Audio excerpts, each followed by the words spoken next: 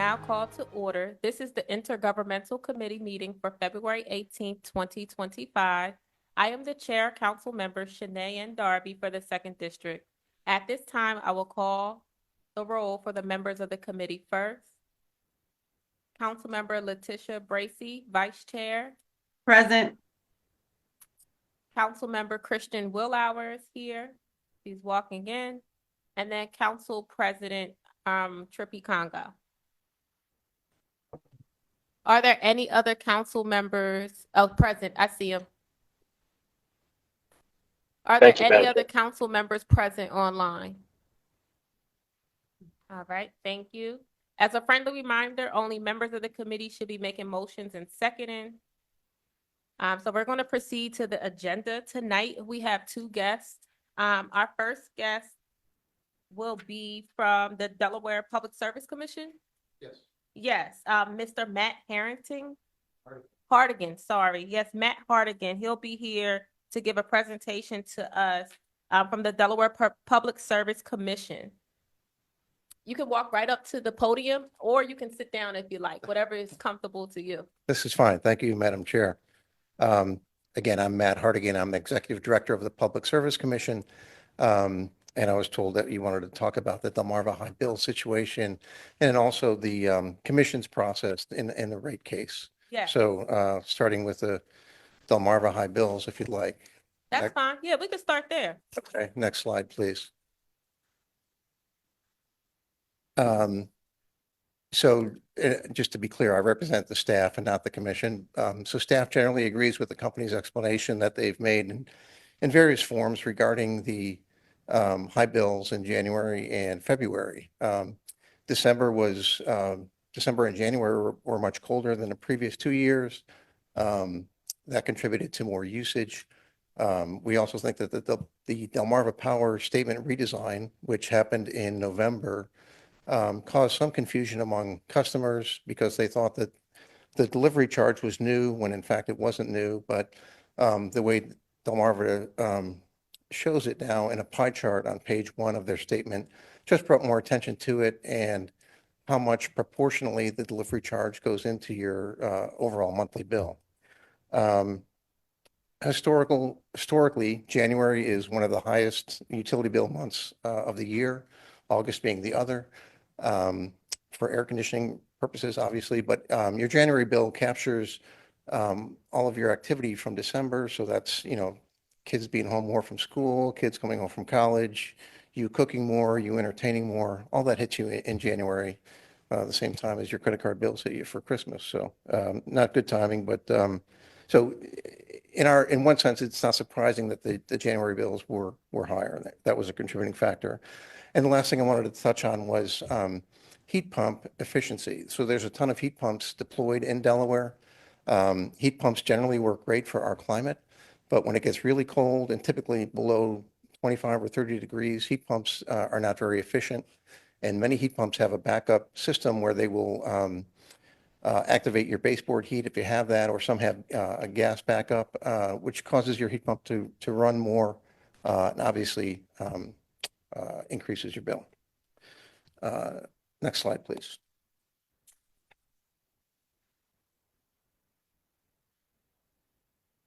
Next slide, please.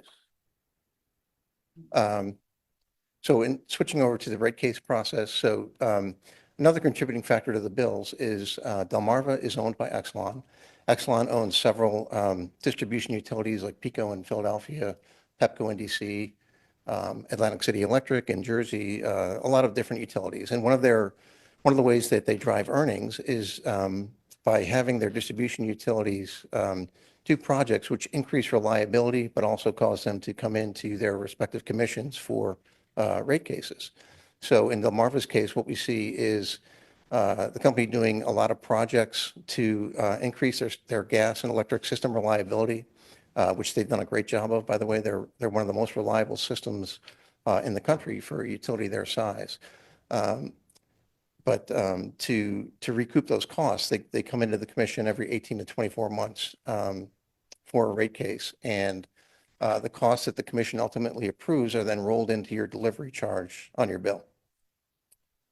Next slide. So in a rate case, there can be several players, but there's at least four. The utility itself, which initiates the process by filing for a rate increase, the commission itself, and also the commission staff, which again, I represent, and also the public advocate, who is Ms. Price here.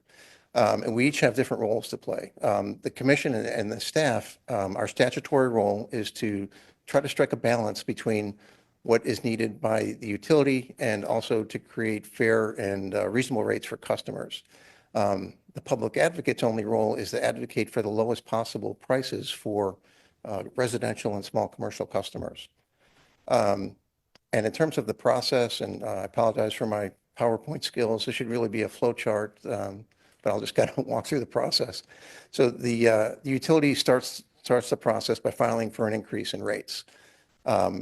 Shortly after that, the commission issues an opening order and sets an intervention period. And an intervention period allows other parties who are not the ones I just mentioned to participate in the rate case. So for example, in Delmarva's last rate case, there were several other parties that intervened, including one of the unions at Delmarva, Walmart, a group called the Delaware Energy Users Group, which is Delmarva's largest industrial customers.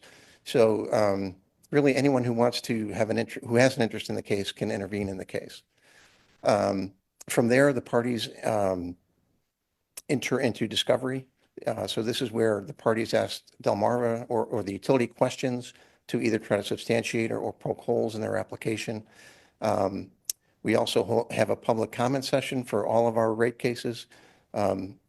This occurs physically at our office in Dover, but we do it via Zoom as well, so customers can weigh in on what they think of the rate increase requests by the company during those public comment sessions. After that, the parties file testimony, and that's when each of the parties indicates what they think the company should get in terms of a rate increase. The utility files rebuttal testimony, and after that, we start settlement negotiations. Our enabling statute, Title 26 in the state code, encourages settlements, and typically most rate cases reach a unanimous settlement at the end. From there, we go into an evidentiary hearing where the hearing examiner creates a record for the commission to base their decision on, and the hearing examiner writes a report and a recommendation for the commission to consider. And then during one of our open meetings, the commission deliberates on the application, reaches a decision, and issues a final order. And for major utilities, that process can take up to a year. Next slide, please. So in terms of the commission itself and what they consider, a lot of this is laid out in Title 26, our enabling statute, in terms of what a utility can recover costs for. We follow a principle called used and useful principle, where generally speaking, a utility asset has to be in service to the customer in order to be recouped financially. The commission also relies on precedent from previous rate cases to give itself guidance on the rate case that it's currently considering. And I did want to mention on the second bullet there, the company also has the right to recover costs associated with storm damages, like this past weekend where we had a wind event. There were, many thousands of customers lost service Sunday night into Monday. The company does a great job and incurs a lot of expense to get those customers back up quickly, and they're allowed to recover those costs. And finally, the commission seeks to balance a just and reasonable rate with what the utility needs in order to attract investment. Just and reasonable is not a defined term. It's really in the eyes of the commission. And the commission strives to strike a balance between making rates affordable and, again, giving the company the resources it needs to run its operation. And, neither side typically thinks we get it right.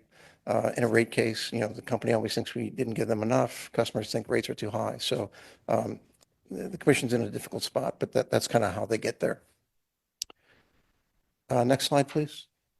And really quick, I want to recognize that Councilmember Owens just came and joined us, and Councilmember McCoy. Thank you.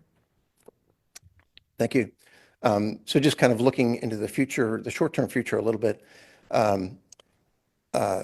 So your bill is primarily made up of two components, supply and delivery. So on the supply side, wholesale electric supply prices are increasing because of an increase in demand and a reduction in supply. So you may have read about things like data centers that are coming online, and as more people drive electric vehicles, that creates more stress on the grid. There's also a push in some states for building electrification where customers switch either their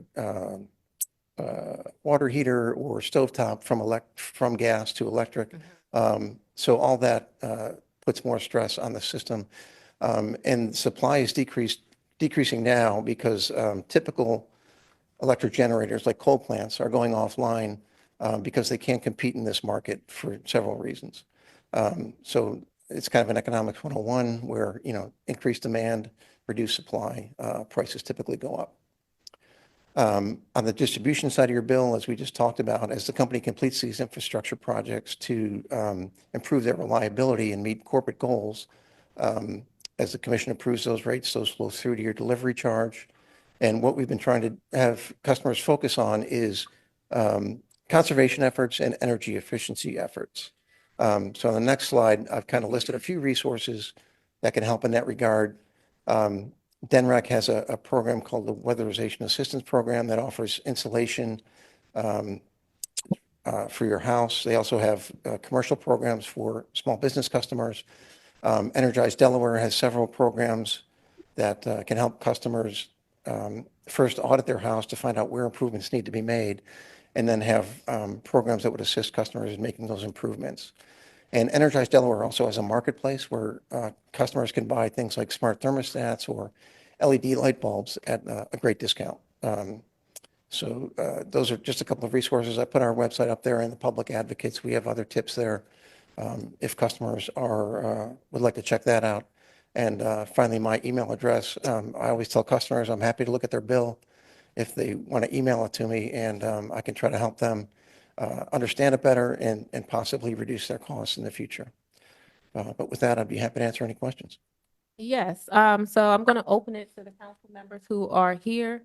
And I also want to recognize that Councilmember Harley, she is also on the Zoom call.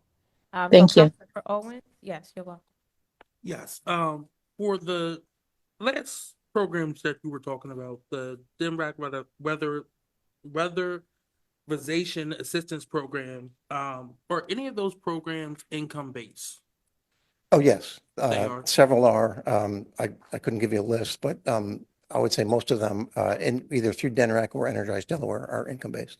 So is anything being done for the working families who are being impacted by these increase, who do not qualify for this income-based program, but yet now because of this, they're either going to have less income in their bank accounts right now, or flexible spending? Yeah, so speaking about Delmarva specifically, the company has made some changes to where they're not charging late fees or reconnection fees during this period. But generally, I would say that's a gap across the state where there's people that just barely don't qualify but still need assistance that we're missing. Councilmember Willauer? Thank you, Madam Chair. My question is about the delivery charge. I think a lot of people were surprised by the delivery charge.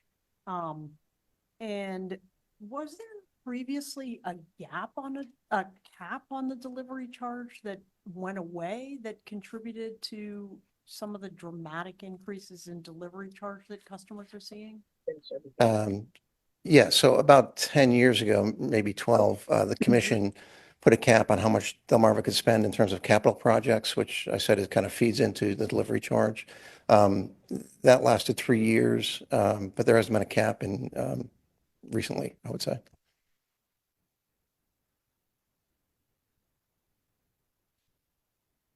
Any other questions from any other council members on who are in the council chambers or the committee room?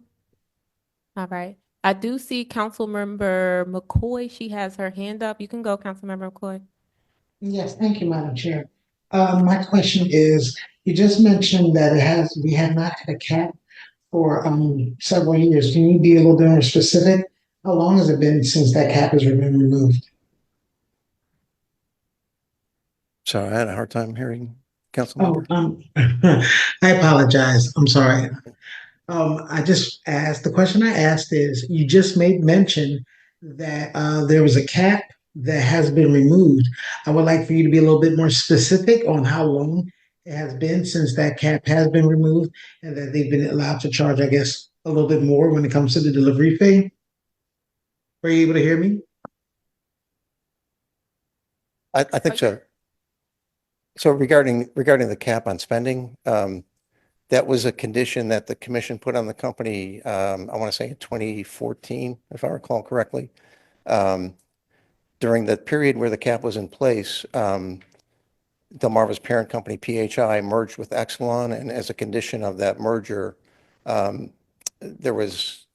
cap wasn't in effect, but the company was not allowed to file a rate case for a number of years. So that's kind of the history of capping their capital expenses. Okay. Thank you, Madam Chair. Yes, you can follow up. Thank you. Hold up.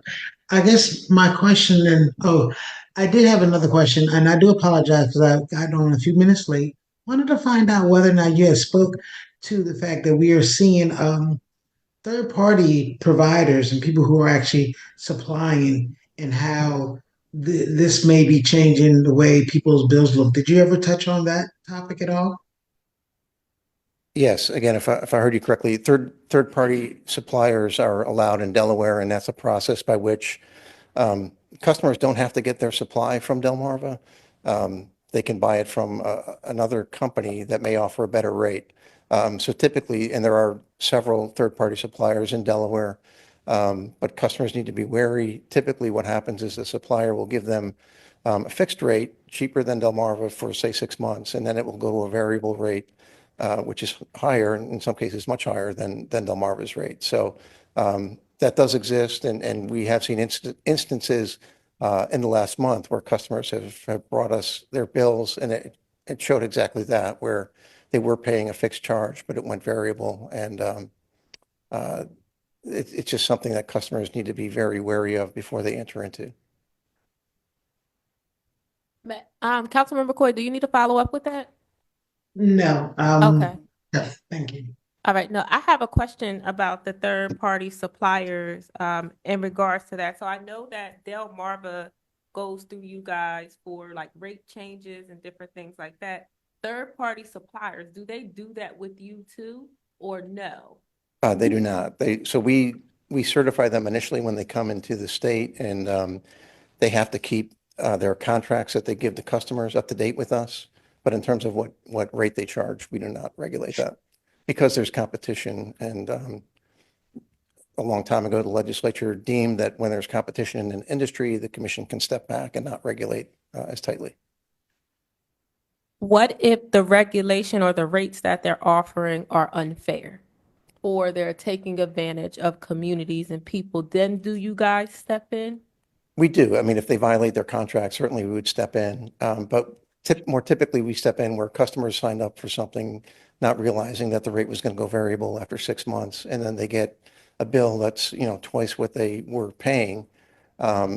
And at that point, they can go back on Delmarva's standard service. So typically what we do is contact the supplier on the customer's behalf and kind of get them back on Delmarva's service. But it's really a case where, because there's competition, the commission doesn't play an active role, but can help in those situations. But you can help. Okay. Yes.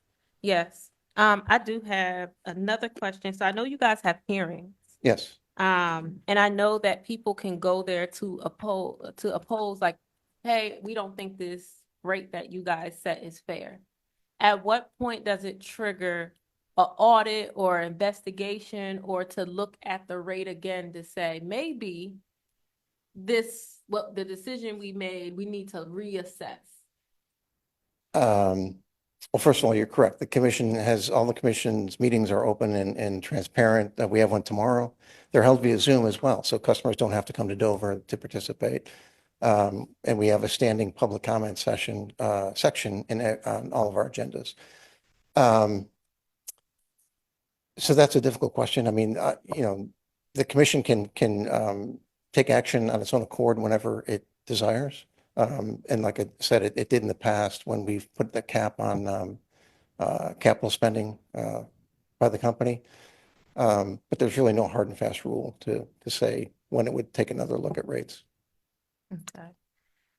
Because we are getting a lot of complaints. I know you guys are too, right? Yes. And there's like a Facebook group with over 10,000 people who are all saying something isn't right. Like, we understand that bills are higher in January and February. We get that, right? We understand.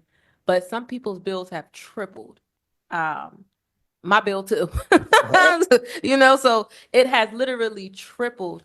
So I'm trying to figure out, like, if 10,000 people come to you and they're saying this is the issue or problem, what can this particular entity do to remedy that? So we are getting a ton of calls, as well as the public advocate, actually not Yeah. as many as the public advocate, but and we sympathize with people. But the reason we're at this point, what we're trying to do, as I mentioned earlier, is offer conservation and energy efficiency tips. And what we're telling people is the last time the commission changed the rate was almost a year ago in April of 2024. And we haven't heard any complaints about rates up until January. And that's why we think it's more a usage story than a rates story. Because as I mentioned, when it's colder, your system runs more. There's also a variable piece of Delmarva's the delivery charge, I should say, has a variable component. So when you use more of Delmarva's system, your bill goes up as well. So I think all of those are contributing factors. And one last thing, I know that I was reading a little bit about like your power, what you can do. I know one of the things that I had wrote down in my notes about the Public Service Commission is you can require discounted rates or special protections. You can require that for utility companies to do. I'm not, is that in Title 26? No, that's a question. Yeah, no, I have read that in Yeah, your sorry. powers. You're not sure if y'all can do that. No, I'd have to You have to look at research that. Yeah. Oh, okay, yeah, sure. That, I don't know if there's any more questions from council members. Councilmember Willauer? Yeah, thank you, Madam Chair. I just wanted to follow up on Councilwoman Darby's comments, which is that, people get bills of $800 or $600, which like they cannot afford. And, you have some powers to regulate. What can be done to solve this situation? Because conservation is, a possibility, but that's not going to address like a $600 bill or an $800 bill. And so, just thinking big picture, how can we address this problem? Like, we have a power company that's delivering power at prices that many people cannot afford. Like, what is the solution?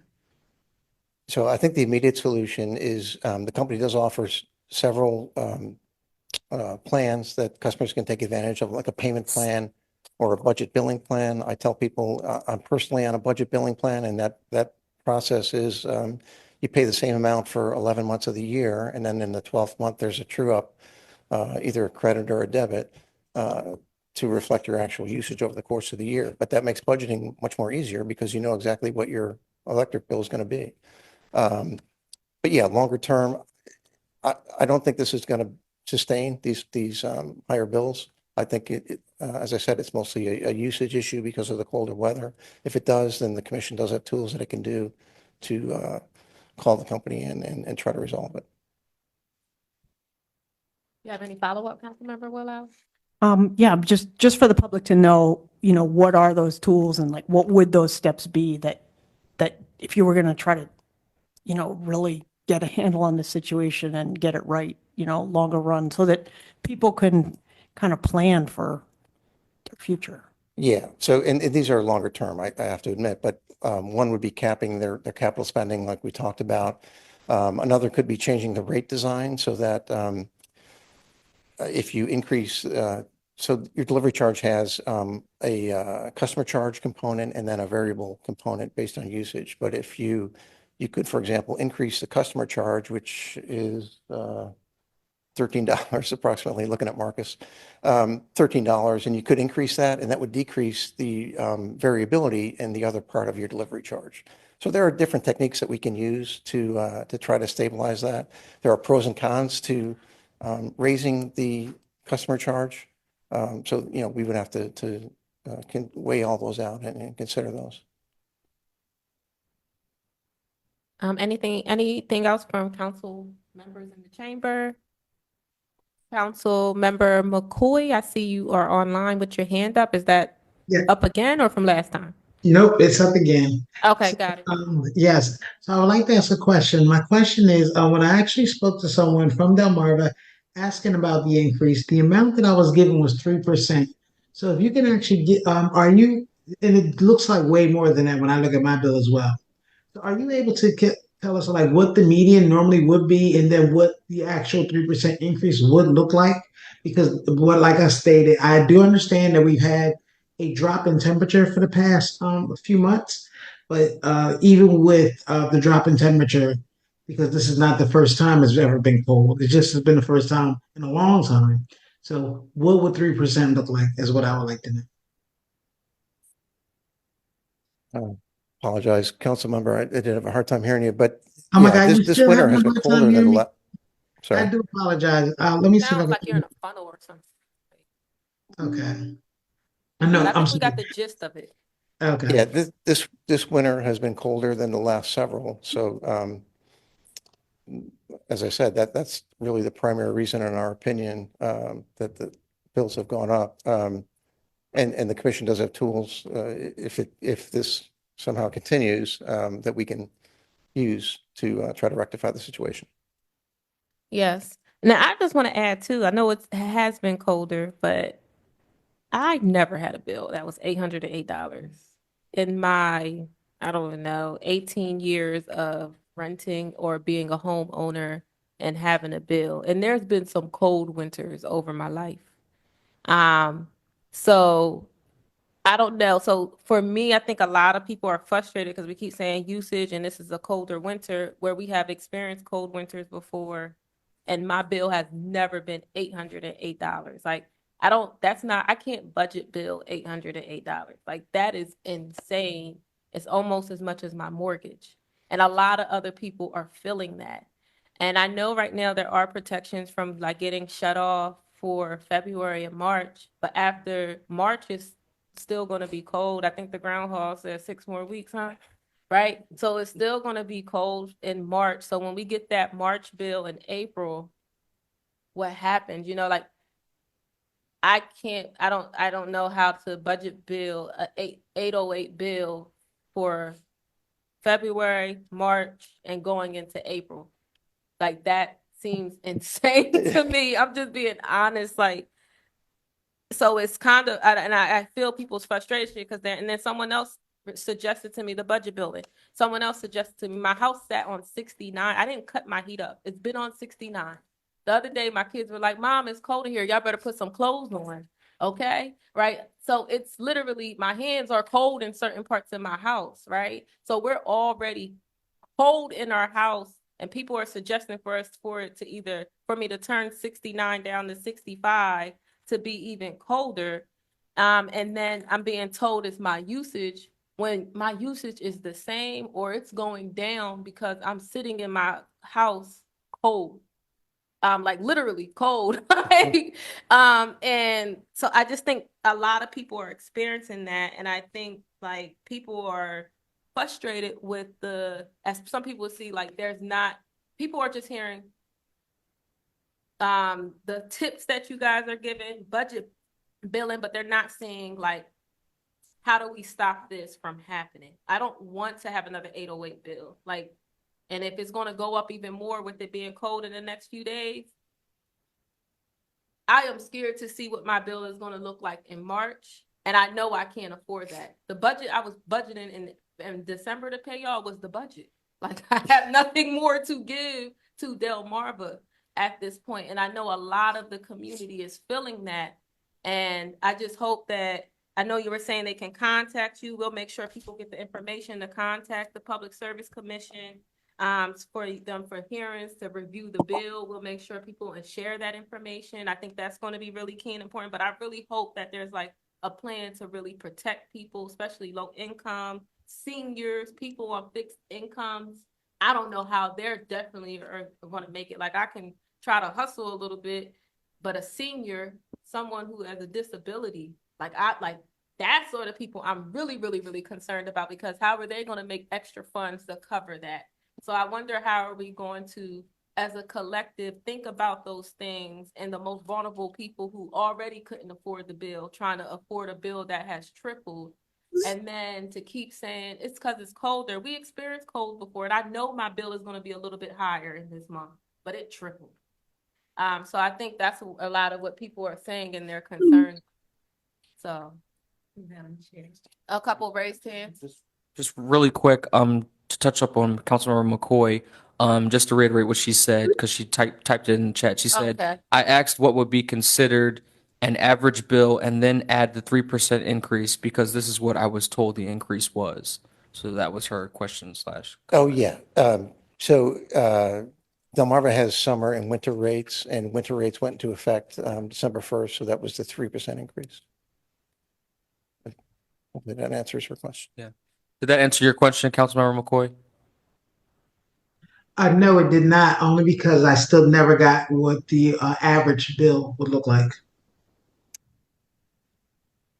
Yeah, perhaps, I guess Delmarva probably can answer that. yeah, All right, we're going to get to them soon. okay.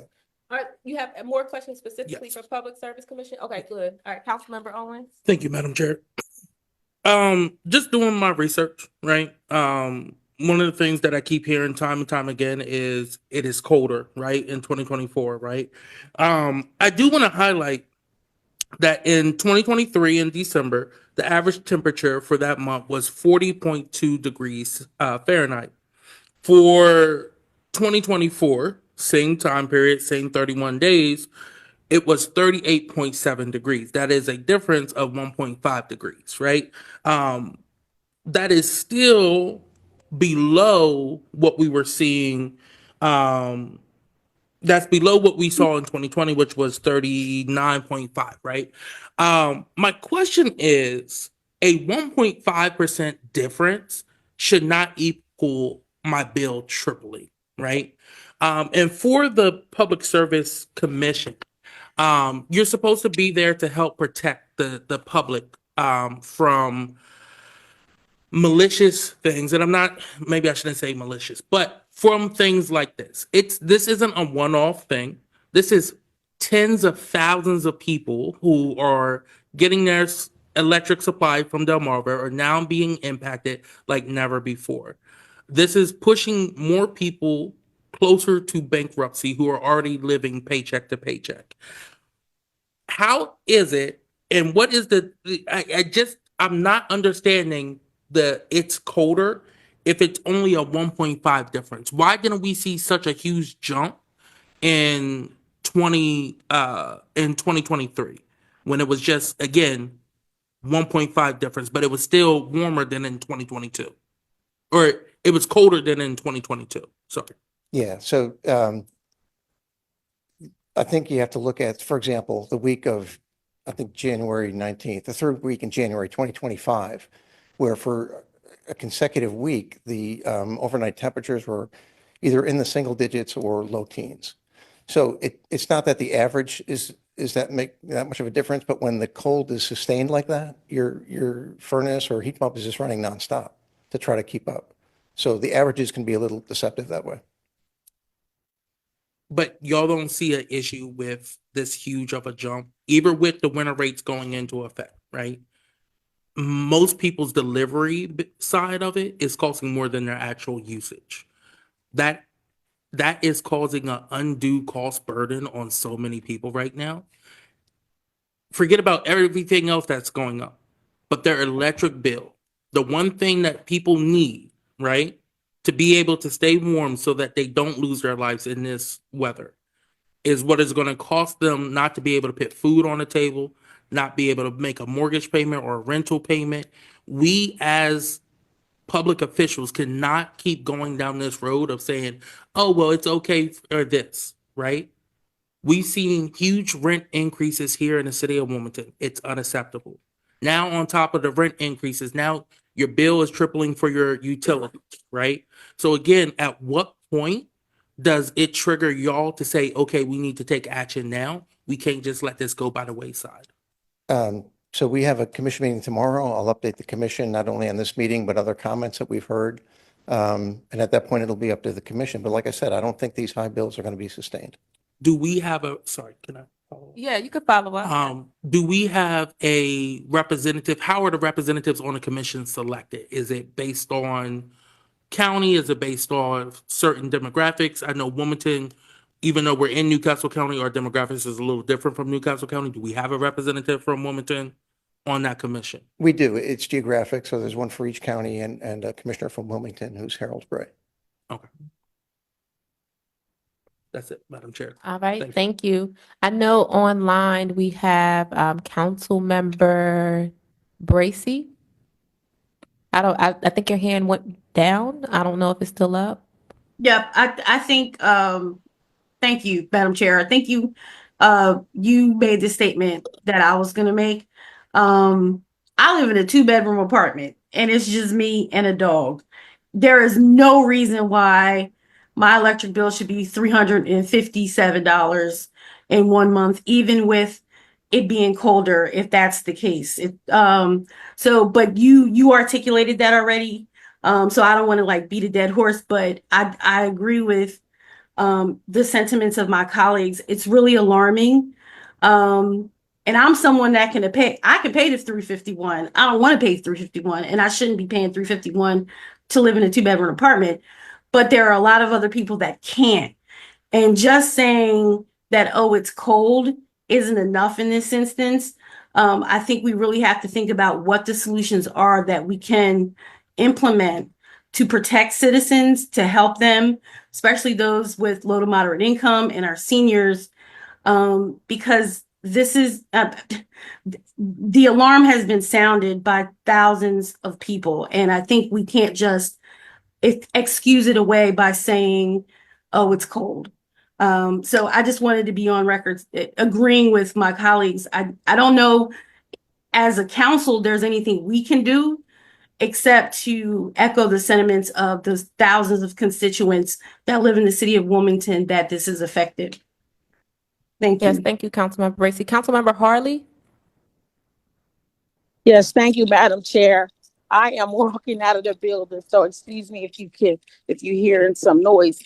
Well, I just wanted to ask the gentleman, have they considered looking at any technical errors that could possibly be going on with the system? Because as my council colleagues, all have shared, and everyone has pretty much, shared their sentiments, not only representing our constituency, but personally. So we all are being impacted, by this egregious increase.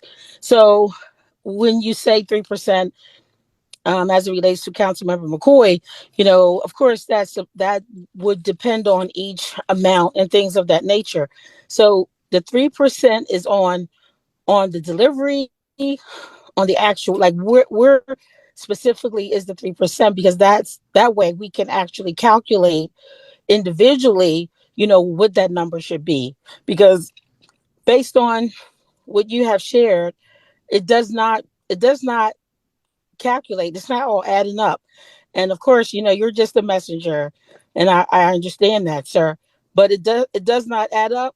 So my question to you is, one, what number should we look at? That's the 3%, so everyone's clear. And then secondly, sorry about that.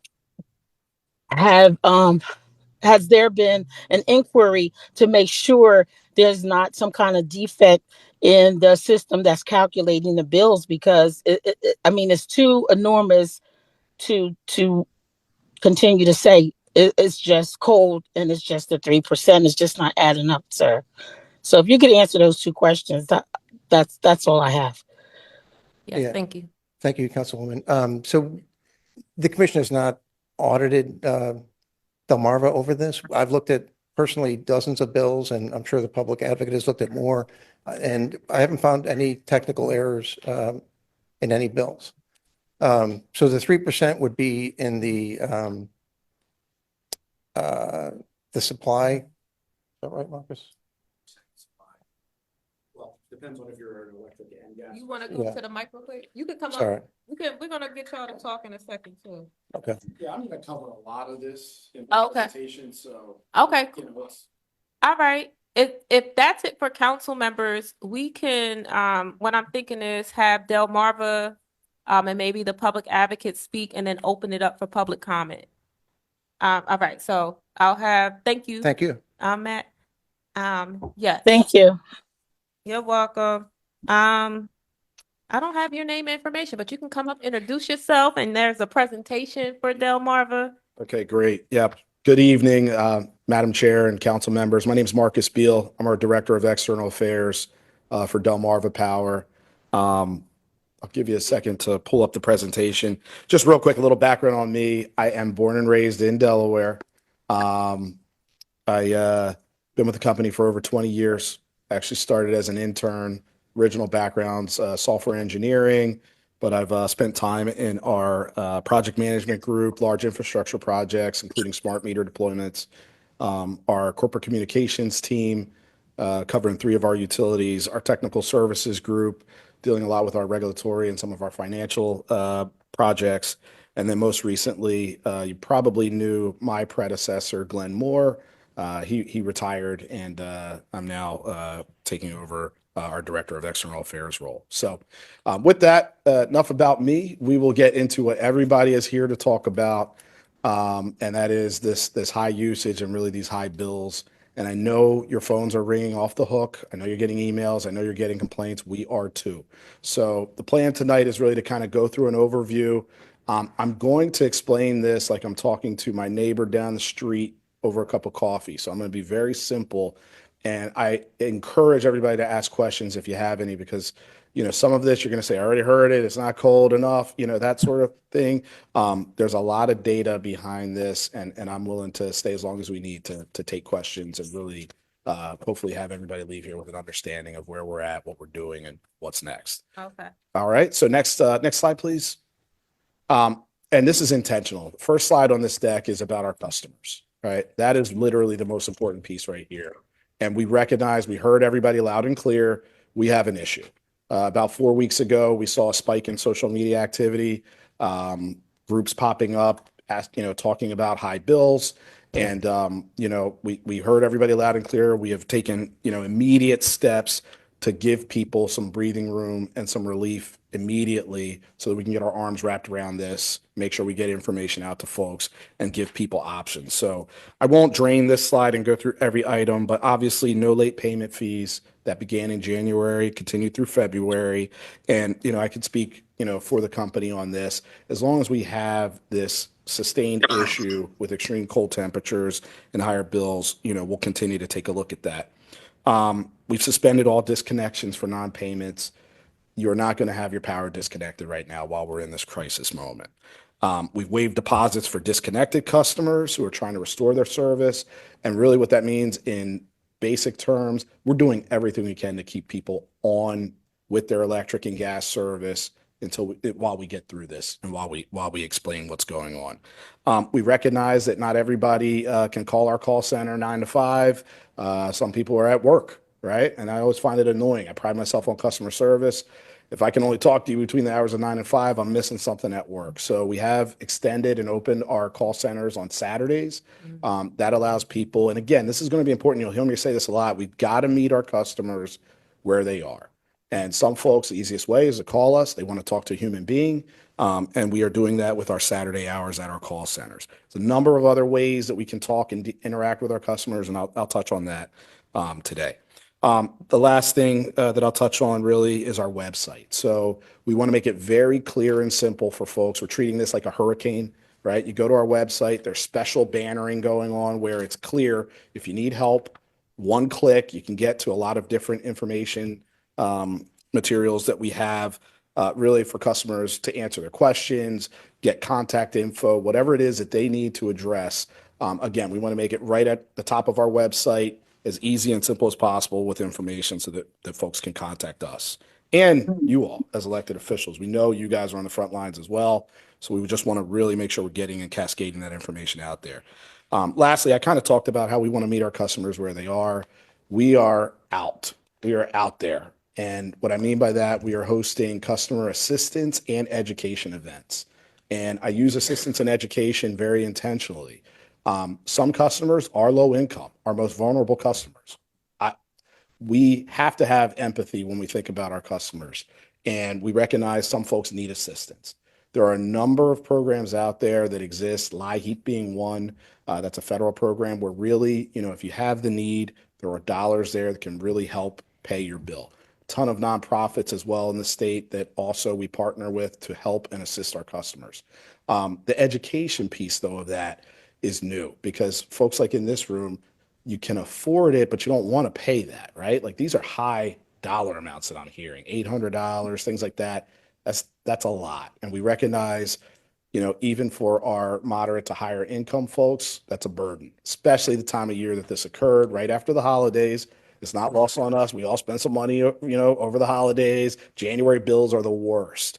And we'll talk a little bit about the timing and what's going on here in upcoming slides. But we are hosting a number of customer education and assistance events. We're coming to the communities. So we're going places where it's walkable.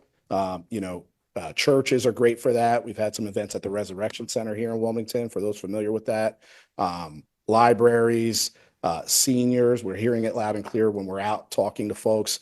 We want to get those communities where we have a large senior population. So I know as of last Friday, we had 23 events on the calendar and we're adding them daily. I will be out tomorrow night in Newcastle County. We have one at, I believe, Wilbur Elementary. So again, we are out there and customers can come in, they can bring their bill. We have our customer service experts there in person.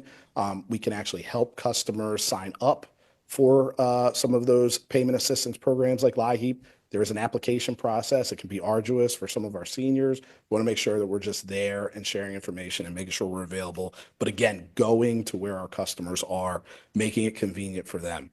One thing that I did hear mention, other tools, and we'll talk a lot more, but budget billing, that is a program that, a lot of people do not like this spike that we're seeing right now in winter with these extreme temps.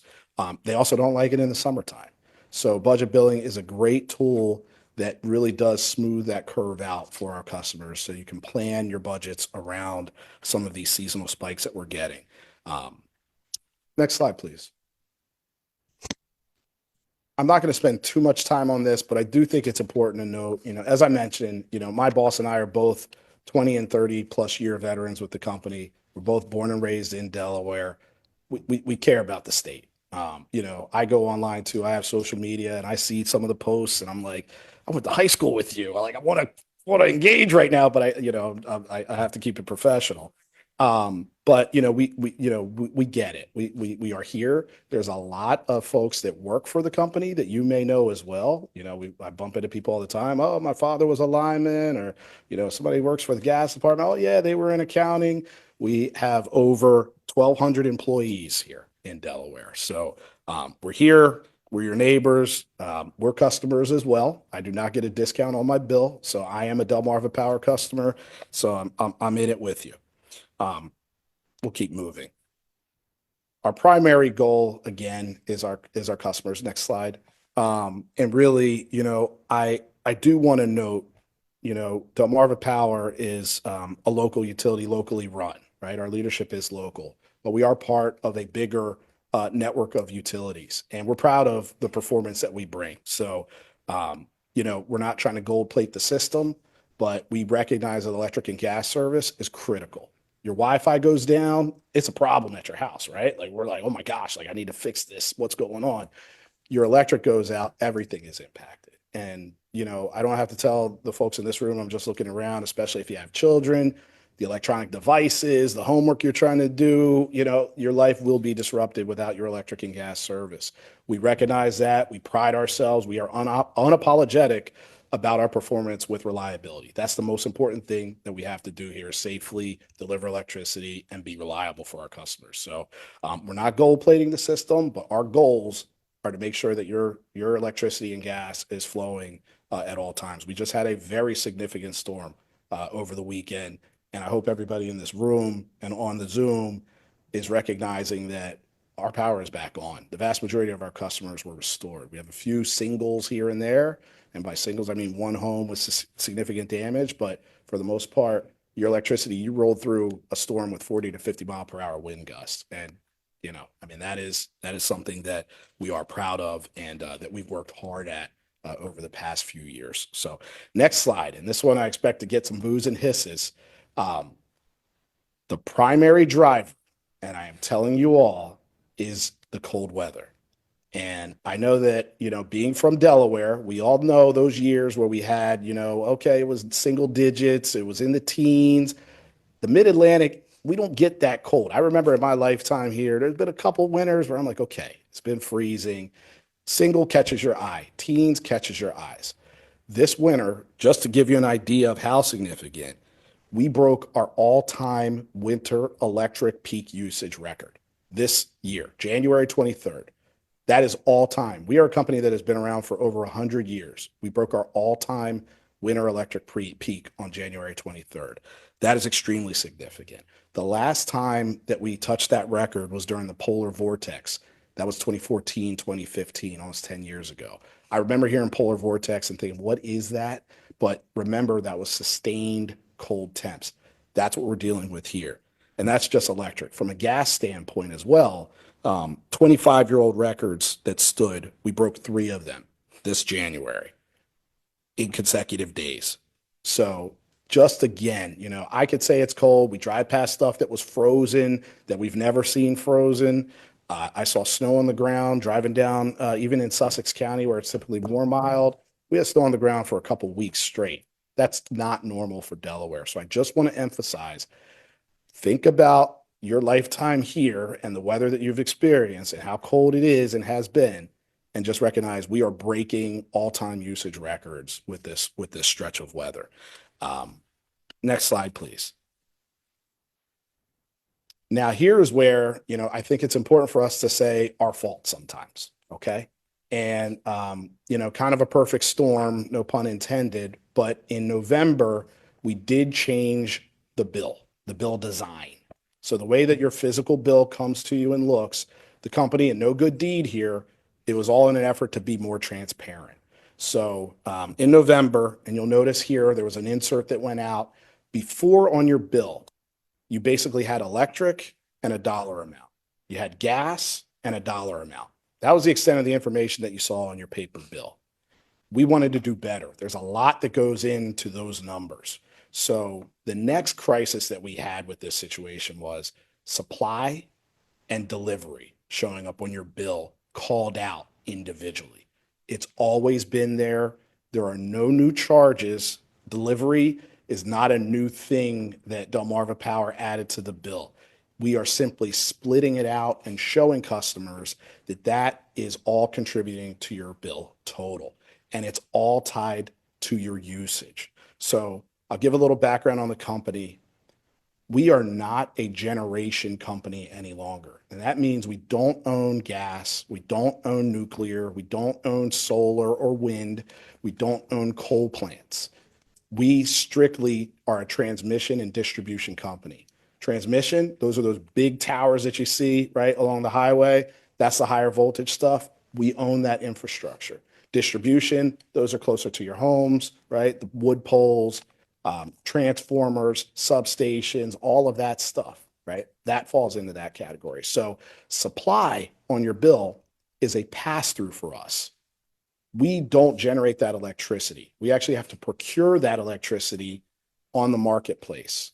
And basically, pure supply and demand, the more generation options we have out there, whether that's coal, gas, solar, nuclear, whatever it may be. And again, this can become a little political. We're focused on keeping costs low for our customers and being able to provide reliable service. So for us, all types of generation works for us. The more we have, the guarantees that we have the supply to meet the demands of our customers, and it helps to keep the cost lower. But again, for us, we have to go out, we procure that. It's called the SOS rate. That's the standard offer service that you heard about earlier. That is the default. The Delmarva Power goes out, goes to the market, purchases that energy, and there's a cost for that we basically tied to your usage. That is your supply portion of your bill. So that's the actual electrons that are coming from a coal plant or a nuclear plant, the amount that you're using, and the cost of that commodity at that time that we purchase that electricity. That's what's going to customers for the supply portion of their bill. Now, again, depending on the amount of generation that is out there, that price can fluctuate. The PJM auction supply market is something that we could talk about all night and still not get through all of it. It is very complicated. It is a national issue right now. You hear the term resource adequacy come up, and that's basically talking about us having enough generation in the Mid-Atlantic region, not just Delaware, but the surrounding states, to meet the demands. You hear about AI, that is very thirsty for energy technology. These data centers, we need that generation in order to be able to meet that demand. So resource adequacy is all about making sure we have enough generation, which we do not, in this region to meet the electric demands of our customers. So you have multiple pressures applied here. You have not necessarily enough generation, and you also have a lot of very energy-driven businesses like data centers that are popping up. And we want to be able to have them in the state. That's part of economic development. But that's the supply portion of your bill. Again, that's a pass-through cost. It comes on our bill. We get it. You see a Delmarva Power bill, that supply piece. That is a cost that we do not control. That is the cost of the actual generation of that energy and how much you're using. The delivery charge, that is us. So that is, again, the poles, the wires, the substations, the transformers, the bucket trucks, all the gear that makes the grid work. That is covered under our delivery charge. That is the company. That is also a cost that is driven by usage. So when we talk about having these colder temperatures, your supply costs are going up because of your additional usage, and so are your delivery charges. Now, you can see on this slide here, that circle, that is really breaking down, and that's what we wanted to present to customers. What portion of your bill is supply, and what portion is actually the delivery? Now, I'm not going to go there right now, but you are going to, again, it's a national issue. That supply cost, we need to keep a close eye on that. And again, it's a national topic. We need more generation. The company is very, very supportive of that, because without that additional generation, we could see additional increases to your supply costs, which are going to impact your bill. But that's for our elected officials and others to work on. We're a voice in the room and we'll lend our opinion, but that's going to be potentially some additional costs that we, again, do not control coming down the road. We understand that our bills are complicated. I'm not going to go through each of these line by line, but I will say one effort that we did undertake. You know, my boss and I sat in a conference room. We're getting tons of calls from elected officials and complaints. We're like, let's take a look at a bill.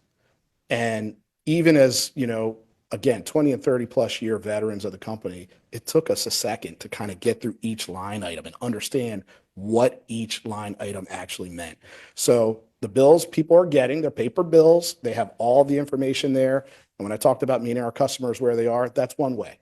Some folks like a paper bill. They want to be able to see that detail and go through it, probably writing their bills out on checks and sending it in old school fashion, but that's okay. We provide that. The other method for our more tech savvy folks is our My Account app. Now, that application is something that I highly encourage folks to use, because a lot of the challenges we're having right now, My Account can actually help with that. So a couple things. I mentioned that smart meter project back when I had hair that we helped deploy. The smart meters, your bill is no longer a mystery. Before, you got one block of usage for a month. Now with smart meters, you get hourly usage, and that's important. So when you get a high bill, you can go into your app and you can literally see your hourly usage to see where it's increased. In addition, you can do live comparisons from this January compared to last January, December to January. The data can be parsed up in many different ways. You can also set alerts for if you're using enough energy that you're surpassing a limit that you did not want to pass for your bill, the app will actually alert you. So again, the My Account app is a great tool for customers to just, one glance, you can kind of see, okay, here's where I'm at. It'll estimate your bill and it'll even compare how much energy your house is using compared to others in your neighborhood. Still stays, secure and somewhat retains your privacy, but you can get an idea of how you fare. So My Account, great tool. And again, sometimes what we're recognizing is we're getting a ton of bills in. People are like, look, I didn't use that much. You go through, especially around the holidays, especially with all these snow days, and you literally see the light bulb go off, the aha moment when they say, oh, okay, yeah, the kids were home. The garage door was up. They were sledding. Oh, the garage door to the garage was up. And you start to see where you had spikes in your usage. And even though we recognize, look, we've had cold weather, the past 5 years, we actually had decreasing usage. It's been so mild. We all know that, right? It's been mild. These winters have been mild. We have not had snow. We had a 9% drop in energy usage over the past 5 years. So not only was this winter extremely cold, we were conditioned to milder temperatures. So for us, our bills were going down in the winter, and now we're kind of, it was a shock. It was a shock to everybody. Does it stay this way? I don't know. I'm not a meteorologist, but I can tell you, I like it when it's above 17 degrees outside for a week straight, for multiple reasons. And one, I don't like as many complaints. The other way that we're, again, meeting our customers where they are, we've got the basic paper bill with all that data. We've got My Account where you can interact, get a ton of information. You can also call us. Our customer service reps have access to that hourly usage information. For folks that don't want to use an app, you can call, sit with a rep, and they will literally walk you through your bill, explain it line by line, and make sure that you understand what is going on and why your bill is what it is and what you're using in your home. And then lastly, again, we're going to continue those basically public assistance and education sessions for the foreseeable future. While as long as we have a demand from our customers, we're going to continue those. We could skip a couple slides here. Touch on a couple more things. So the pie chart is really what I wanted to get to. You'll see a bill impact example. So, folks are like, okay, it was kind of cold. The average temps were what they were. We literally are getting bills sent to us from customers, elected officials, and others, and we're having our rate experts analyze those. This is an example. And I can tell you from every bill that I've seen during this period where we've had these escalated complaints, they are all driven by usage. We've had a couple anomalies here where maybe somebody's electric heater was stuck in emergency heat mode and that was artificially high, right? We have energy engineers that can work with customers and see that behavior on the bill, point it out. That's a customer's own equipment. So they, we identify it and help identify what they need to fix. But the vast majority of everything that I'm seeing, and I've seen a lot now, is driven by usage. One other thing to note, folks say, well, I keep the temperature the same. And look, I grew up here. The Mid-Atlantic is known for, we have heat pumps, right? And heat pumps are great. They're a great heating source. They're electric when you have mild temperatures. When you drop below about 35 degrees, they become very inefficient. I remember as a kid in my house, we never touched the thermostat first off, but when that light came on, I remember my mom and my dad specifically saying, oh boy, you guys need to put some sweaters on. I was kind of laughing when you said that, because that's how I grew up. You saw the emergency heat, you knew dollars were spinning because your home is working harder to keep it warm. So even, we get a lot of calls, nobody's even at that house. It's set at this temperature and the bill went up. What's going on? If you have a heat pump and it's 17 degrees for a week straight, your home is working extremely hard to keep it and maintain that temperature. And again, this is stuff we don't expect the grandmother down the road to know all of this. So call us. And again, we're going to be out here telling the story, making sure people understand. I'm not going to drain these slides, but you see here roughly, right, the breakdown of what was caused. We do have increases. There are things that increase on the bill, right? We did not have a rate case that impacted this, right? We can't arbitrarily change our rates. So I saw online a lot of folks, oh, they just raised the rates. I can tell you now, Mr. Hardigan and the public advocate, they look like nice people. When we go through a rate case, it is a very arduous process. It is something that is public. There's public comment. It is a legal proceeding. We have teams of lawyers. There's testimony. There are witnesses. There are rebuttal witnesses, rebuttal testimony, and there are a lot of questions that we get about our expenditures. Again, we pride ourselves on being a very high performing utility. We think reliability is the most important thing for our customers. We will push that continuously, unapologetically, but we do have to balance the cost. So we don't gold plate the system. The Public Service Commission and the advocate challenge us on every expenditure, whether it's a substation project that's needed because a new development is being built, whatever it is, we get scrutiny. So I just want to be clear on that. The rates do not just fluctuate. We cannot do that on our own. We have to go through a very arduous rate case process for both electric and gas. Next slide, please. Just again, just an example of usage and that comparison, because, again, we're hearing folks say, look, I think it's something other than usage. We took a look and these variances that you're seeing are literally all really driven by the change in electric usage from our customers. So, the example that sticks in my mind, we had a bill. Basically, they said, look, this came from an elected official. This bill was $69 more this January than last January. Break it down, take it apart. We took it apart. $60 of that bill was $60 more because of usage. $9 was due to everything else. So the supply rate, any kind of delivery rate increase, and then any kind of additional surcharge that, again, those are driven by policy in the state, items like that we do not control. So again, the vast majority driven by usage. I'm not going to drain, like I said, the rest of these slides. I think, I've tried to cover those items that I'm getting the most questions on. We can keep, continuing through. The one piece that I will say is the communications as you get towards the end of the slide deck here. We are kind of we're around the clock on this topic. So our communications team, we hear everybody loud and clear, especially the elected officials. You all are a conduit to our customers. Our customers are your constituents. So hopefully we are providing you, and if we're not, I'll make sure I share my contact info. We have a lot of materials that are being developed that explain everything that I just went through in a simple manner. We're working on videos and other items that we can add to the website so that people can very quickly get an overview of, hey, what is, this delivery charge versus supply? Is it new? What's a third-party supplier? That topic, I will note, and I have to tread lightly here because that's in place for a reason. We have our default SOS rate, that's standard offer service, right? That we procure that energy at that price. We offer it to customers. It's a pass-through. Third-party suppliers are meant to be competition to that. So if there is a third-party supplier or you have a special interest in, say, you want a solar provider of your electricity, you can choose that. It might be more expensive, it might be less expensive.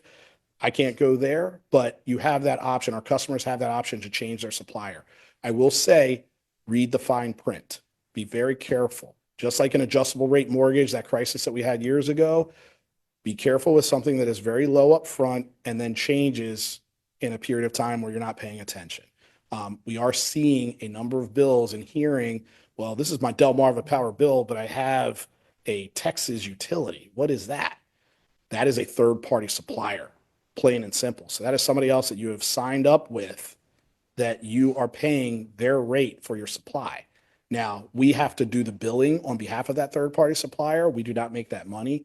We need to keep a close eye on the third-party suppliers. And if somebody is knocking on your door and saying they can give you a lower rate, please read the fine print and know that a Delmarva Power rep will have the Delmarva Power logo and contact information to confirm that it's really us. So we are worried about scams, especially to some of our vulnerable populations, seniors, et cetera. We want to make sure we're getting that information out there.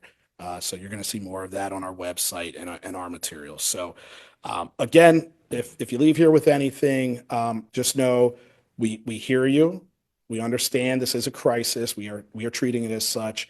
We are keeping our customers in service for the foreseeable future. We got to get through this cold weather. It was cold when I was walking in here and I was dreading it. I was like, oh goodness, we're going to have more, high bills because it's cold. It's cold. But You know, we're here, we're going to come out, we're going to make sure we're sharing information that you can cascade.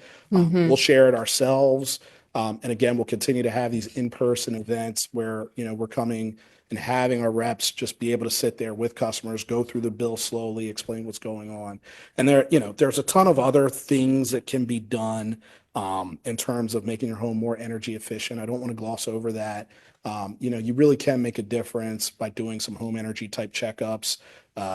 Just simple things can make a big difference in your energy usage, and you really can make a big dent to your bill. So we're here for that as well, to be a trusted voice in that. So I've talked a lot. I'll pause. Any Yes. questions? And you know, if you're interested in going deeper on any of these things, you're having trouble sleeping, you want to talk about PJM auction supply markets, we could do that. You know, I'm here. My Love it. offices are here. You can come in. We'll sit down and we'll talk to everybody. So. No, I appreciate it. Thank you. We're going to have some questions for you, but really quick, I wanted to get the public advocate to speak really quick. There's no presentation you have for us, right? Correct. Okay, great. So if you're able to introduce yourself, we can get you to speak, and then I want to probably get some public comments in and then hear from council members. My name is Ruth Ann Price. I am the acting public advocate, and I'm a senior. I know what it is to be a senior with bills coming in. Okay, I haven't retired, but I will soon. So I am very, very considerate of seniors who call into my office, and there are a lot of them. You know, on the rate cases, my office always proposes the lowest possible rates to be enacted. We never win, but we do always propose the lowest rates. We have, at the present time, 5 different rate cases. We have myself, one other person who does my kind of work, as well as an admin and an admin and a complaints investigator. So you can see that we have a very small office to do a whole lot with. All right, so we currently have approaching 1,000 complaints. Most of these are people venting over, you know, getting a bill that is twice as much as last month. Triple. Yeah, I don't blame them. I'm looking at mine going crazy and knowing that I might be retired in two months, you know. So I can understand how they feel. We advocate, and like I say, we don't often win. But we advocate for the lowest possible rates going. We also do take complaints and we pass them on to Delmarva. Sometimes they come back to us. We ask for billing adjustments. We ask for payment arrangements for people, those types of things. I can see you're shaking your head. You must know what I mean. and those are the types of things we do. We do a lot of counseling too. In other words, I remember when my mother used to put paper over the windows. Not a bad idea. and occasionally I have told people, look, if there's a window you don't use, put some newspaper over it just to keep that wind from coming in. Because very few people have these energy efficient windows and doors and energy efficient everything. So basically that's what we do. We advocate in rate cases, we hear customer complaints, and we try to resolve them. What we do, though, is we pass them on to Delmarva because we don't have access to people's bills. It's called privity of contract. We are not in contract with Delmarva. So therefore, we don't have a right to go in and look up your bill and your bill and your bill. But we do ask what the bill, we fight for the customer. If there's a way to get a better result for them, we look into it. Basically, that's all I have to say. Well, no, I appreciate it. Thank you. Thank you. Do we have anyone with their hands up who is from public comment? So Kim Warren, you're going to have 3 minutes to make a public comment, to ask any question or make a comment. So at 3 minutes, I'm going to let you know that it's over. Thank you. I appreciate it. Can you hear me? Yes. Okay, I discovered this waiting on the bus stop and the gentleman had it on. I've been watching it for a while. My problem is, again, it's not the usage. It is the supply. My supply, and I know the gentleman explained everything and educated. Wonderful. Awesome. But that is not helping me. I am on a fixed income. I work part-time at a school. And my bill came to almost $300 in an apartment. I have never seen this in my almost 60 years. You cannot explain that away. No way. Not unless I'm 6 feet under. There is no way. It's just unbelievable. I mean, it's crazy. He said something about a budget. And if you do this for 12 months, you don't have that. That is beyond a budget help. You can, it's not going to help. It's not. So I had to stop my medical. That was one because I was paying for that because, I either had to pay still from Peter to pay for Paul. So I am just a little lost. And I know nothing might not be able to get done, but this is crazy. I don't know what 3% they're talking about, but again, my supply is so much higher. Even if I, cut everything off, that supply is still going to be higher than my usage. It's just crazy. I had never, and this is not even a house. This is an apartment. I have never paid that kind of money. Never. So I don't know. I'm going to keep it in prayer. I don't know what you guys can do, but it is hurting too many people. Too many people. And it's not that people don't want to pay their bill. They're not able to pay their bill. They're not able to pay their bill. It's like a debt. It's a debt before it is even a bill. It's not even a bill. It's a debt. So that's my piece for now. I'm tired. I've been working with kids all day. It's just breaking my heart that when my bill comes in, I put it on the side because I can't. I mean, I'm juggling everything. And I don't mind paying. I don't mind working, but this right here, this is a debt. It's not a bill, and that's all I want to say. Thank you. Thank you, Ms. Warren. We're going to have next up Mr. Matthews, Tyree Matthews. You have 3 minutes. I don't know what. Hello, can you hear me? Yes, we hear you. Hi, it's Tyree. I'm a female, but it's Tyree, okay. I'm sorry. No, it's fine. One of the things that he mentioned is about the third party energy service. I remember them coming around and I pay my mother bill who's 77. I remember her telling me that they came around and they gave her a $250 gift card, Visa gift card, and she switched over to them because the rate was low plus the gift card. I knew it was a bad idea from the beginning, but again, that was maybe a year or more ago. Never thought anything about it. But once I started investigating the bill and see what was going on, and I called Delmarva, they was like, you don't even have your service is split between us and a third party. So they told me that I have to physically call and cancel it, and then it will come back over to Delmarva. Well, I've attempted to do that 3 times. The first time I was on hold, I spoke to someone. I told them what I wanted to do, cancel their service and go back to Delmarva. I was on hold for 2 hours and 45 minutes while I was at work. I had my cell phone on. I deal with patients. Should not have had my phone on the floor, but I wanted to get it done. So I had that in my pocket with the hold music going while I'm servicing patients. The next time I called, it was 3 hours and 15 minutes.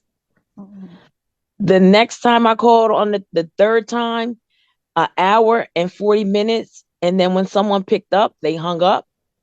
I called back again and was on hold for 2 hours and 30 minutes. And it just kept me being on hold, and I had something to do and I could no longer hold.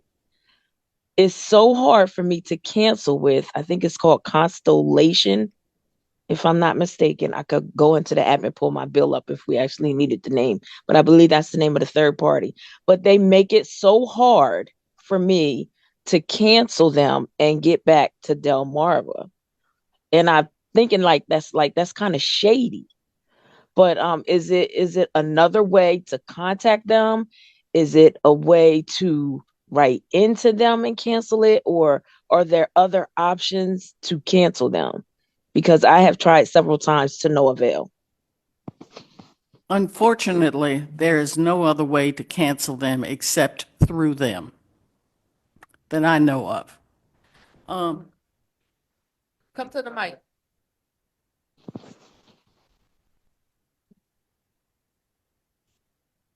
You can contact the Public Service Commission's office, 736 7500, and we'll be able to help you with that. Can you say? Okay.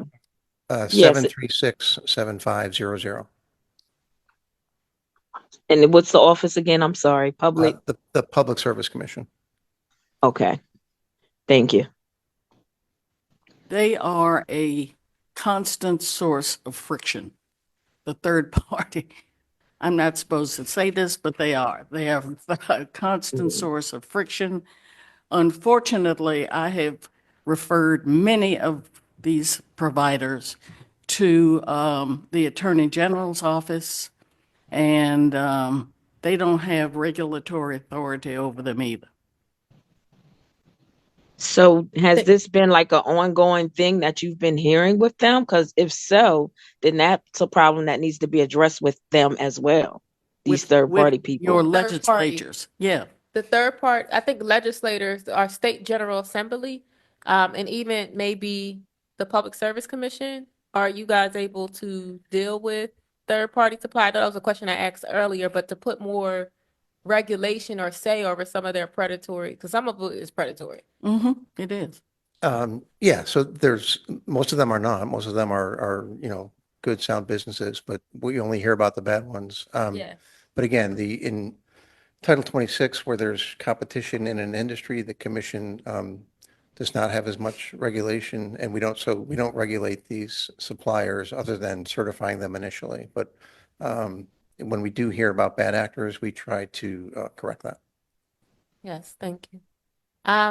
Really quick, are you you're good, Miss who was just speaking? I'm sorry, Matthews. Miss Matthews. Yes, I'm good. I just wanted to bring that up to attention so that I'm sure that I'm not the only person that's going through this trying to cancel service with these other people, and that shouldn't be. So I don't know if maybe a light should be shined on that as well as well as with the amount that the bills are being increased with. Like when you try to cancel them and you just on hold, like they don't want to cancel your service or something. I'm not sure why you're on hold that long, but that should be an issue that should be brought up as well or looked into as well.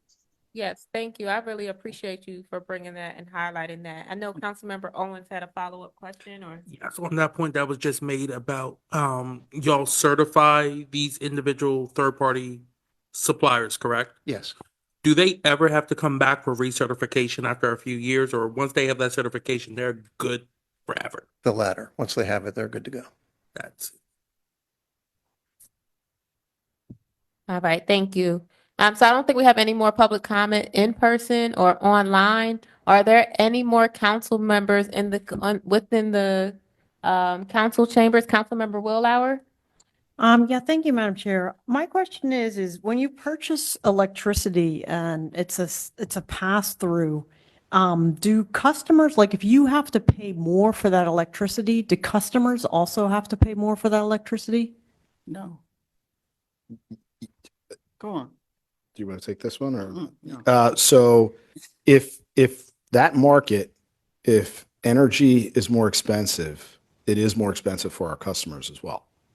So it just, how does that show up on my bill? Like I'm buying, like just imagine I was using the same amount of electricity this year as I was last year, but you went out to the market, I guess, Jam. Yep. PJ. and you bought electricity and it cost you twice as much. Would my bill be twice as much?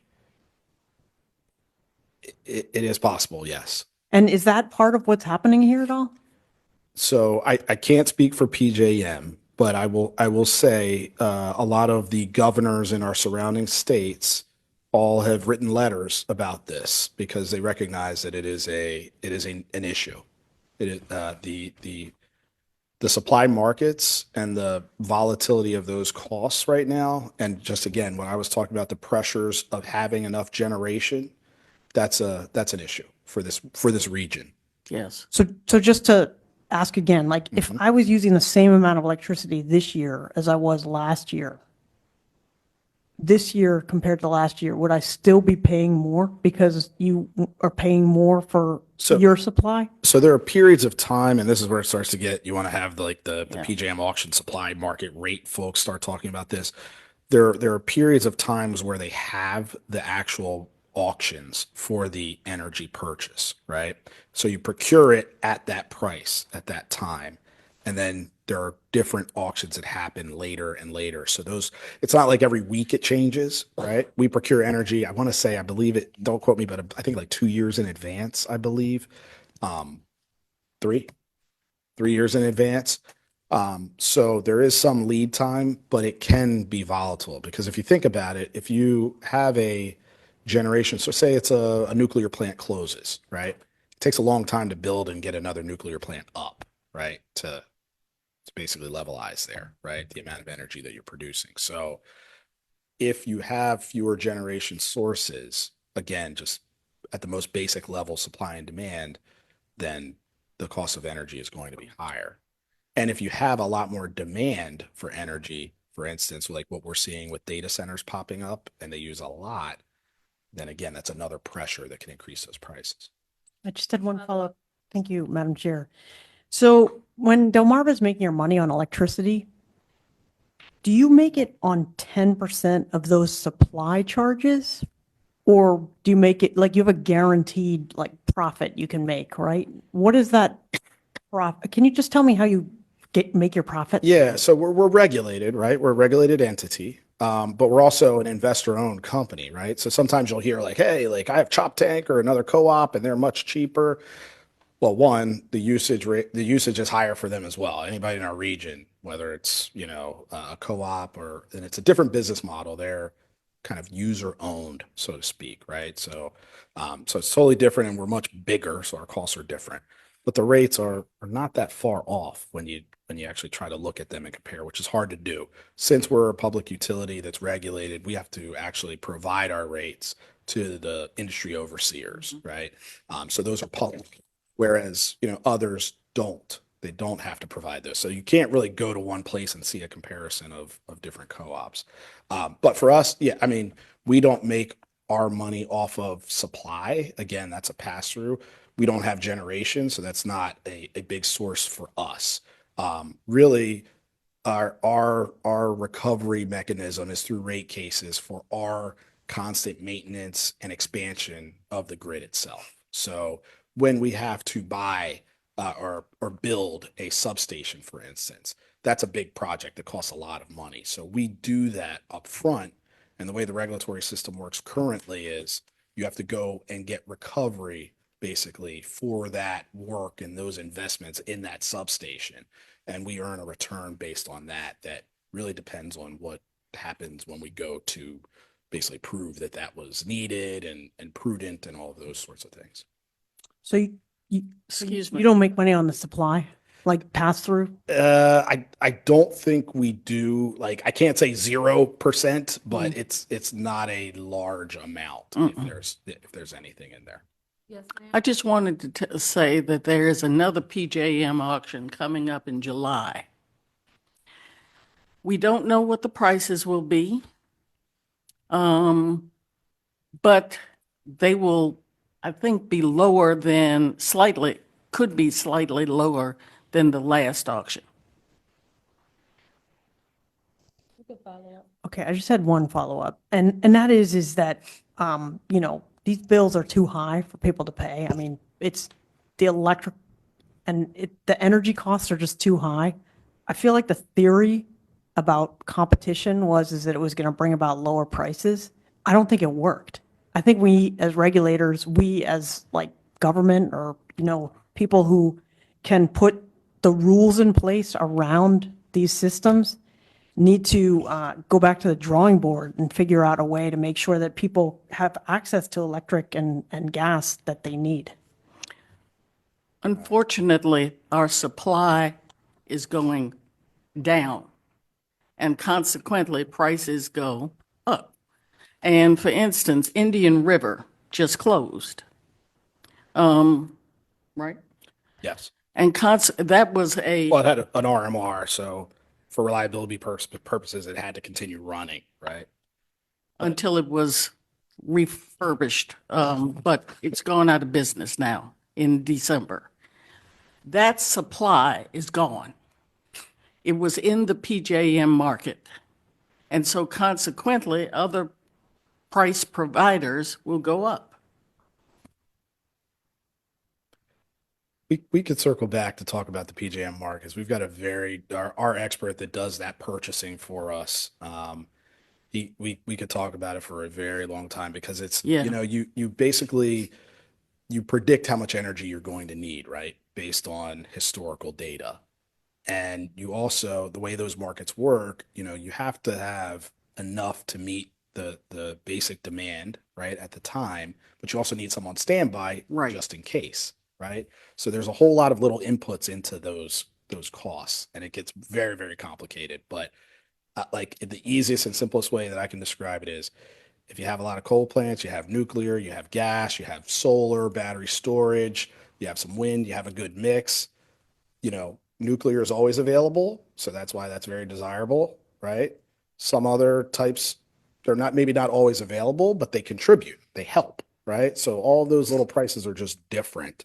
But the more you have of kind of a mix of everything, if you think about it, the lower the cost is going to be for our customers.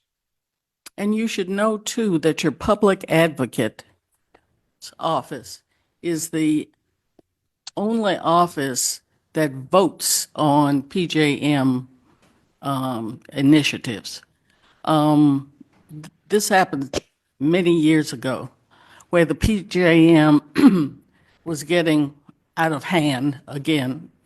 I shouldn't say that, but that was true. And so consequently, the public advocates joined together and petitioned PJM if they could be members of PJM. Appreciate it. Thank you for this information. Any more questions for, Councilmember Ord? Yeah.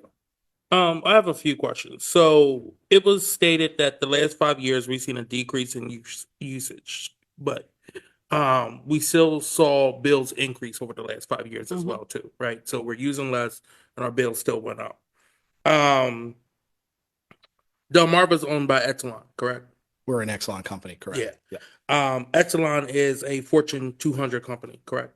Yes. Who saw a multi-billion-dollar net profit last year, 2024, correct? Which was up 5.7% from the last fiscal year. On average, that's about 19, you know, if you just break it down through all your customers, that's an additional $19.34 per month that was added to our bills already, which comes out to be $232.07 for the whole year, right? Again, it was stated that we saw a decrease in usage, but yet our bills still went up. Now, you're looking at a lot of communities that are now being impacted by these high rates. And again, I think it was also stated the supply rate did not go up and the delivery rate did not go up, correct? We had a total of a 3% increase, right? So 1% was supply, 1% was our delivery, and then there was like a partial percentage of surcharges. Okay.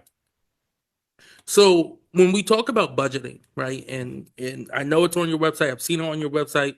I've talked to 3 different representatives at Delmarva that talked about budget billing, right? You cannot budget for something that you don't know that's coming. If we just adjusted to last year's schedule alone, right? So I need to find an extra $232.07 somewhere in my paycheck, which I'm already living paycheck to paycheck as the average person in the city of Wilmington is. I need to put this into my bill for these upcoming months. And then you get that bill, and not only that $232.07 that you budgeted for the whole year to add to your bill, that was added to your 1 month bill plus some, right?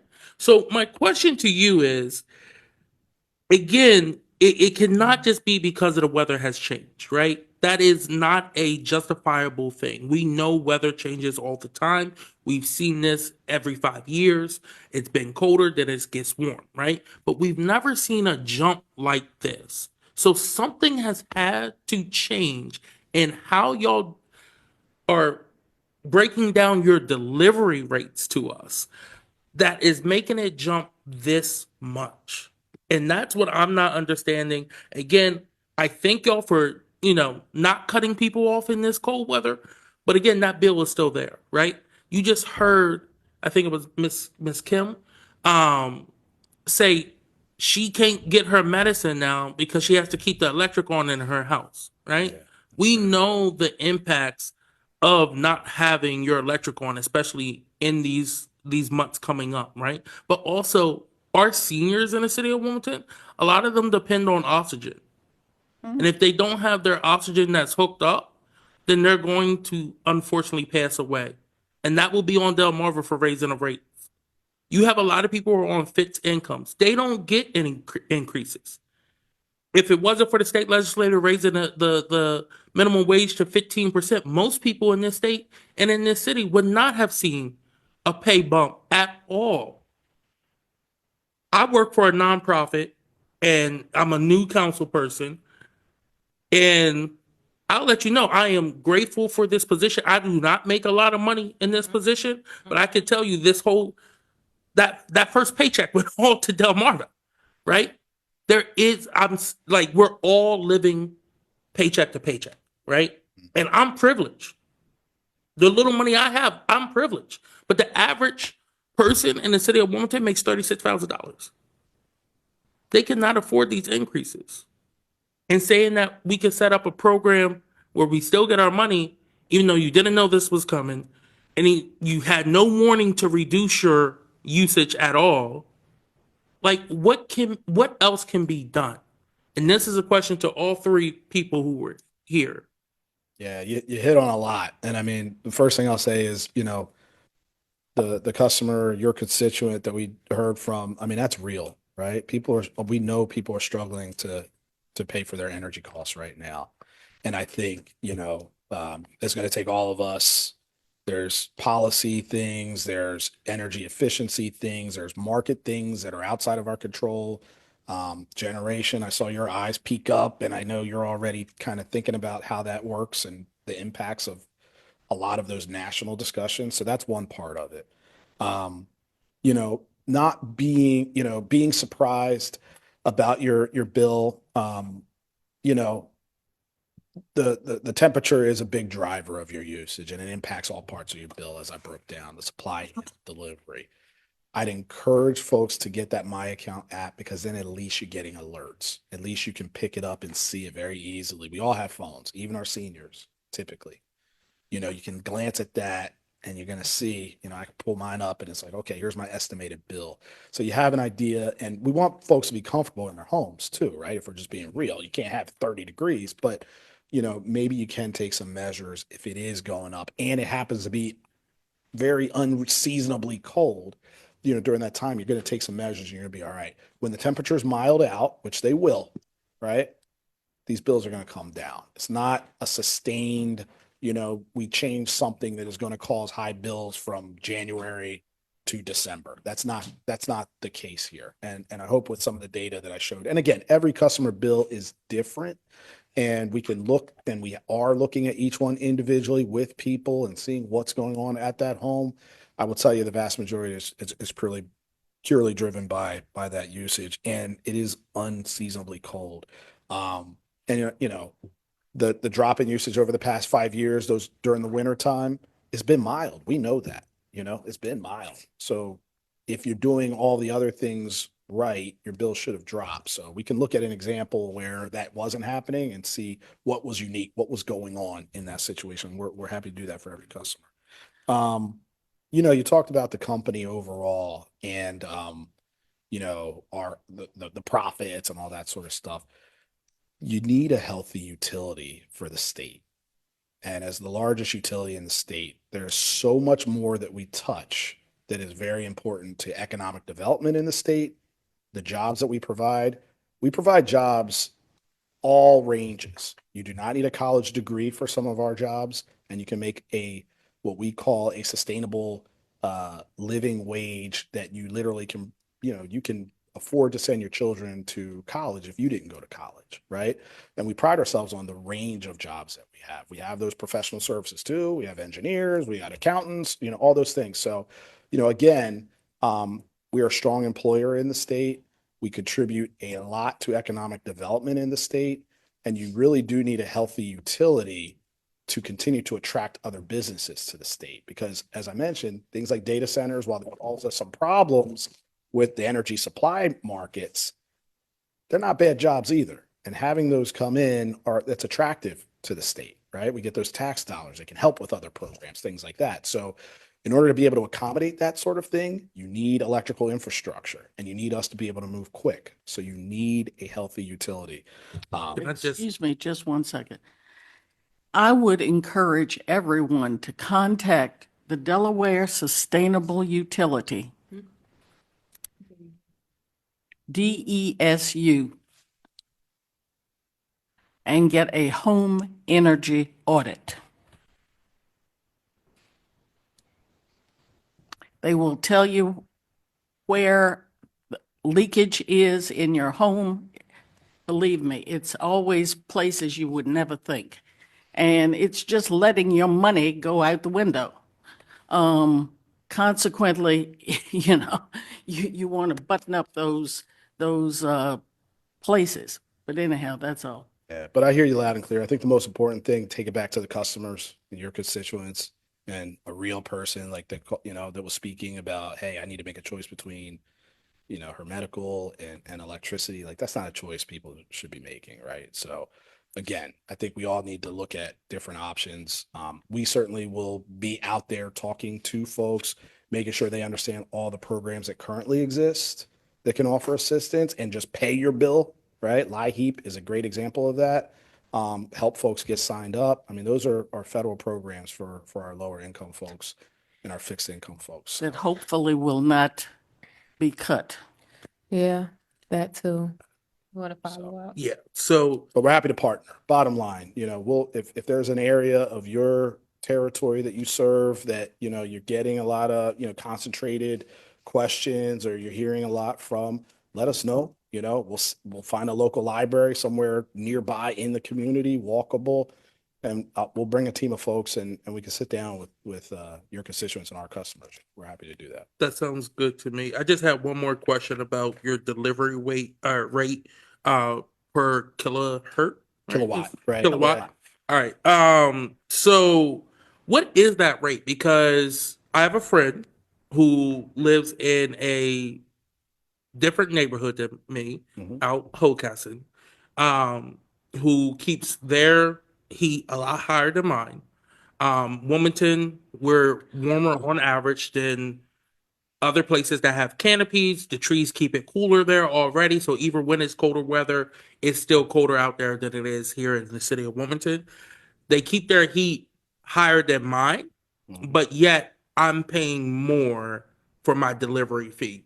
Is there just a set standard for what is your delivery rate, period?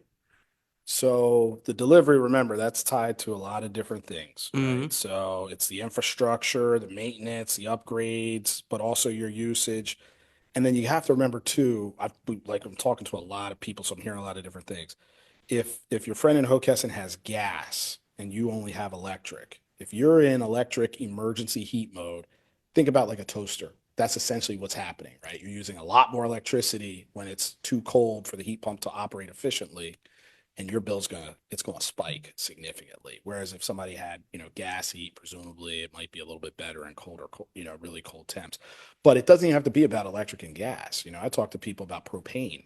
I was late because I was next door accidentally. I was with the council, the Newcastle County folks. They said it was on the first floor, and I was talking to a guy. He said, "Yeah, I had propane," and you know, it was like $500 to fill the tank, and they had to do it 5 times this winter, which is a lot, right? So propane, totally different, not our business, but again, very high cost. Oil, right? You remember the oil in the backyard? I remember my parents had that too. The truck would come. It's expensive right now, and people are having to refill a lot because of the temps. So, yes, we are the biggest in the state, and we're happy to take the burden of having these conversations and educating customers, but we're certainly not the only ones. From an energy type standpoint that are affected by this very cold winter.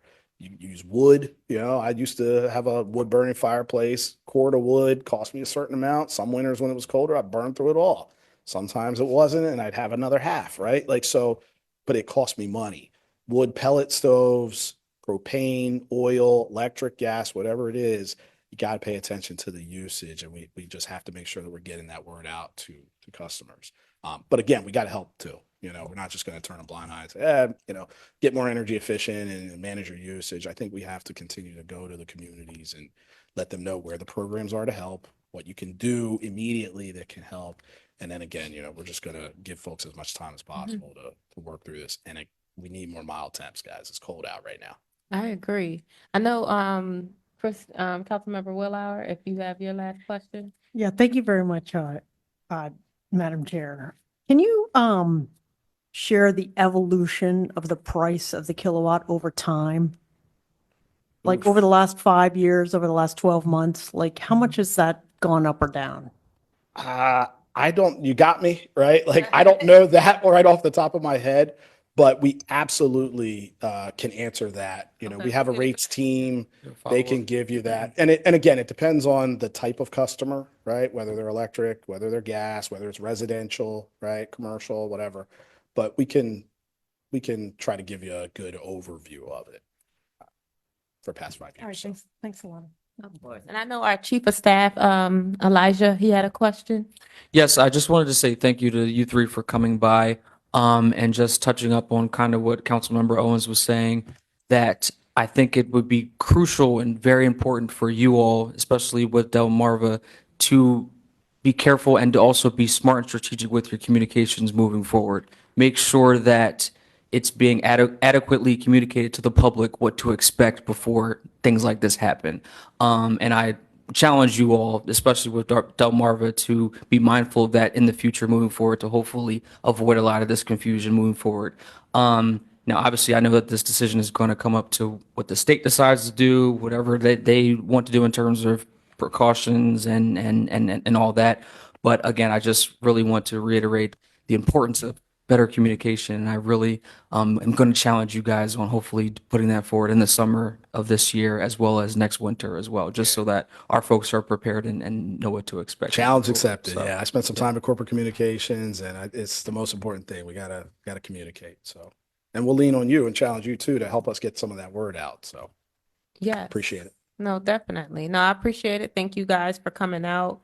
I don't know if there's anything you guys want to add. I hope that our constituents were able to view this and get some questions answered. And if they didn't get questions answered, they at least know. And we make sure that we can pass along contact information to the 3 of you guys. And because I learned so much, I didn't realize there were commissions and this to like how our rates are set. That has never been a thought for me until I heard complaints and received my bill in the mail. So I A lot to it. definitely, Yeah, there's a lot. yeah, definitely. Thank you guys for at least Thank you for providing having some us. Thank you for having understanding. us, yes. Yes, thank you.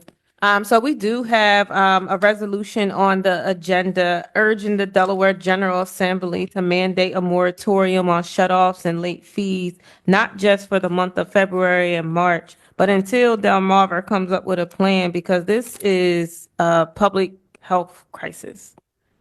People are going to be selecting between their medicine and electricity. People will not be able to pay an $808 bill every month and budget bill $800 for each time. It's $800. That's just not realistic. As someone who does payment plans with Delmarva in the past, I'm gonna be honest with you. I got on the payment plan so I didn't get cut off. And then I couldn't afford the next payment plan. So, like, a lot of people still can't afford the budget to the budget billing and the payment plans to the payment plans. Like, and something has to happen, and I'm urging our General Assembly. But one thing I do want to do with the resolution is to really talk about third-party suppliers, because I also think they're a huge headache, and I want to be able to include that in the resolution. So I'm going to work with my staff to get that included and then get this back onto the agenda. Do you guys have any other questions for tonight? Yeah. Oh, one more public comment. I'm so sorry. We want to hear from the public. I'm not sure. I don't see a hand or a name, but you can come off mute and please introduce yourself. Hi, my name's Corrine Farrer. I'm a resident of Newark. And this may come a little late in this presentation, but I just wanted to ask, I heard the public advocate state that we're going to be seeing possibly slightly lower energy prices coming up this year. My understanding is that PJM's auction, which in 2024 showed a over 900% increase in the market rate for energy. So I'm asking, I hear a lot of conversation about energy conservation, which is wonderful. However, I don't think any amount of energy conservation is going to offset an increase like that. My understanding is those auction prices will start to affect our markets beginning June 1st of this year. So I'm asking if the gentleman from Delmarva can speak to that. And does Delmarva have a plan for that coming June 1st, speaking about being proactive with the public to offset that increased pricing? And also, that's it. I'll leave it at that. Yeah, no, it's. Sorry, Yeah, no, you're good. You're good. No, it's a great comment and question. And, PJM, it would be unfair for me to speak on their behalf on that market. But what you're stating, the fact that the increase in energy costs on the marketplace like that does affect customers, I mean, that's accurate. And I think if you look at some of the headlines, I believe our highest elected officials it is a conversation right now that is growing. And again, PJM really is for this mid-Atlantic region. So they manage the introduction of new generation facilities and things like that, and manage our grid in terms of generation and making sure we have enough. So it's a national conversation. Again, our position is pretty simple on it. The more generation we have, the lower cost it is. And even though our name is on the bill, right? We care about that. So if those costs are exorbitant, I'm going to get the phone call, most likely. Maybe the customer advocate, maybe the commission as well, but they're going to think, hey, my bill just skyrocketed, what's going on? And then we have to have that conversation and explain the why. That is something that's pass-through cost, but it'll be, again, that's a national topic. So sorry, I couldn't really answer that directly, but I do think there's a lot of value in PJM speaking to it. And again, our highest elected officials are talking about it. Yes, thank you. You were getting up to make a comment, sir?